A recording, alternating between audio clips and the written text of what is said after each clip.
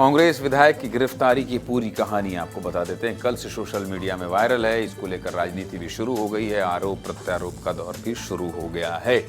एक जनप्रतिनिधि का काम होता है जनता की सेवा करना, लोगों की समस्याओं को दूर करना, लेकिन जब जनप्रतिनिधि ही फर्जीवाड़ा जैसे गंभीर मामले को लेकर जेल में बंद हो जाए तो स्थिति गंभीर हो जाती है। चारों तरफ राजनीतिक माहौल गर्म हो जाता है। छत्तीसगढ़ के जांजगीर चांपा जिले से बहुत बड़ा मामला सामने आया है। जजेपुर के विधायक बालेश्वर साहू को पुलिस ने गिरफ्तार कर लिया है। पूरी रिपोर्ट आपको दिखा देता हूं, देखिए।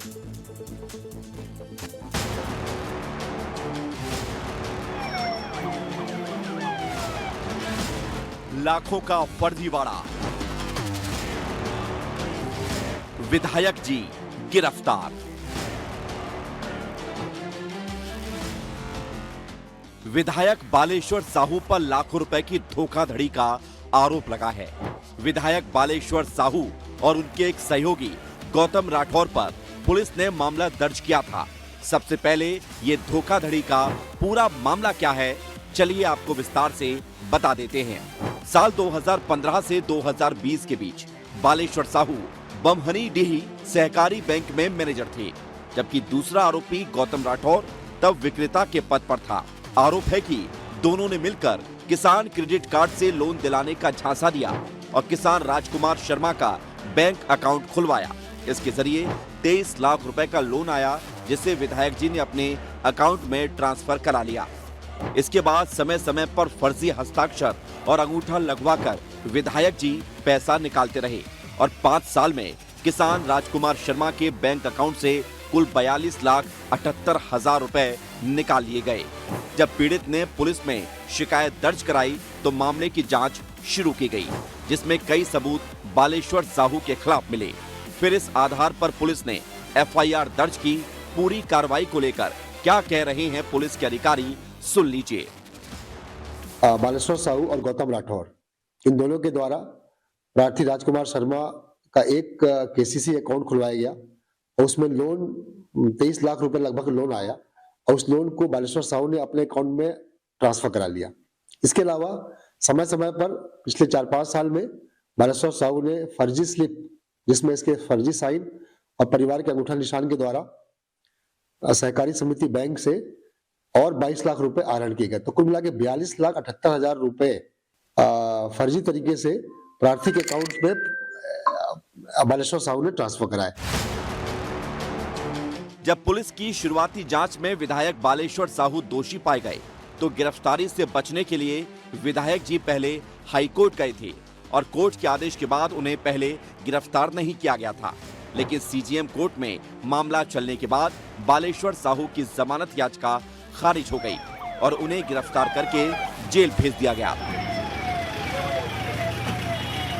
धोखाधड़ी को लेकर क्या कह रहे हैं पीड़ित, सुन लीजिए। बालेश्वर साहू हमारे गांव का है और शुरू से संबंध है। इसी कारण विश्वास के साथ भी विश्वासघात किया है।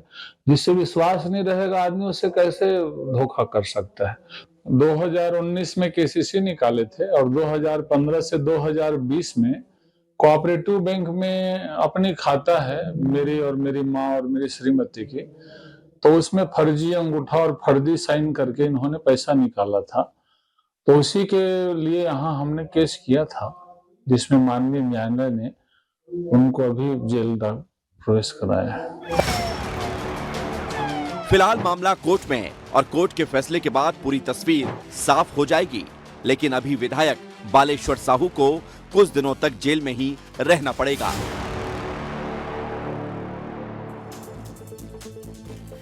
कुल मिलाकर ये तीसरे विधायक हैं कांग्रेस के जो जेल गए हैं। देवेंद्र यादव जेल गए थे, आपको पता है, बालोदा बाजार वाले मामले में। कवासी लखमा अभी भी जेल में हैं और बालेश्वर साहू को भी जेल हो गई है। फिलहाल अभी कुछ दिन जेल में रहेंगे। ये पूरा मामला एक विधायक से जुड़ा हुआ है, इसलिए इस पर राजनीति भी शुरू हो गई है। किस तरह की राजनीति?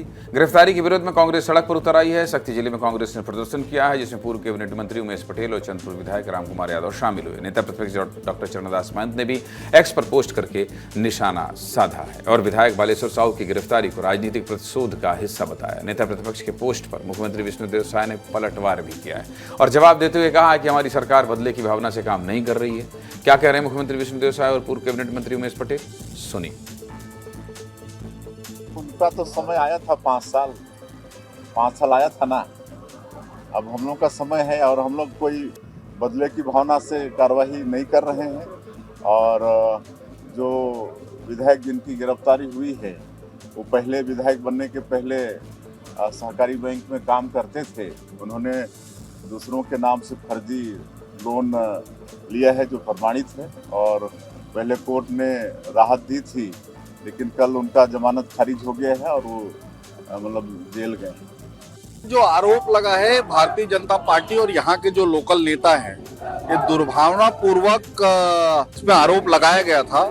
और अभी जो डिसीजन आया है इस पे तो मैं टिप्पणी नहीं करूंगा क्योंकि ये तो अदालत का ये है, लेकिन जो आरोप भारतीय जनता पार्टी दुर्भावनावश हमारे विधायक के खिलाफ है, उसका हम लोग पुरजोर विरोध करते हैं। राजनीति बहुत हो रही है, कब तक होगी मृगेन जी राजनीति?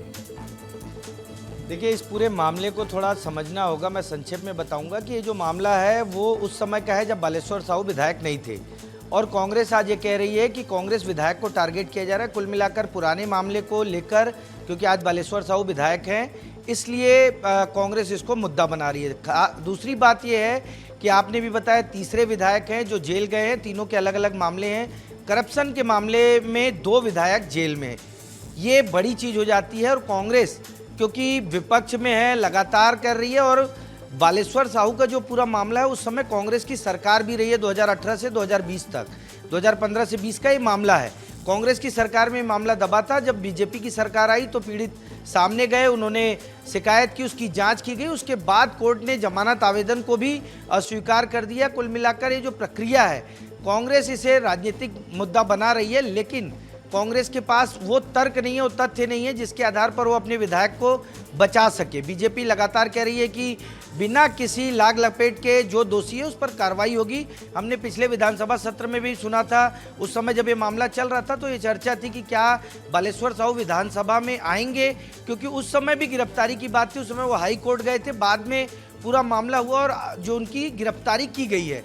तो ये मामला विशुद्ध रूप से भ्रष्टाचार का है, पैसा लेकर न वापस करने का है। इसको कांग्रेस राजनीतिक मुद्दा बना रही है। अगर मृगेन जी को सुनने के बाद जो लोगों को ये शक था वो ये समझ जाएं कि ये पॉलिटिकल मुद्दा बिल्कुल नहीं है, कई तरह की जांच हुई है, आरोप लगे हैं, उसके बाद ये पुराना मामला है जो अभी तक चला आ रहा था। मुख्यमंत्री विष्णुदेव साय ने भी यही कहा है। चलिए आगे बढ़ते हैं। बहुत बहुत धन्यवाद मृगेन जी आपका।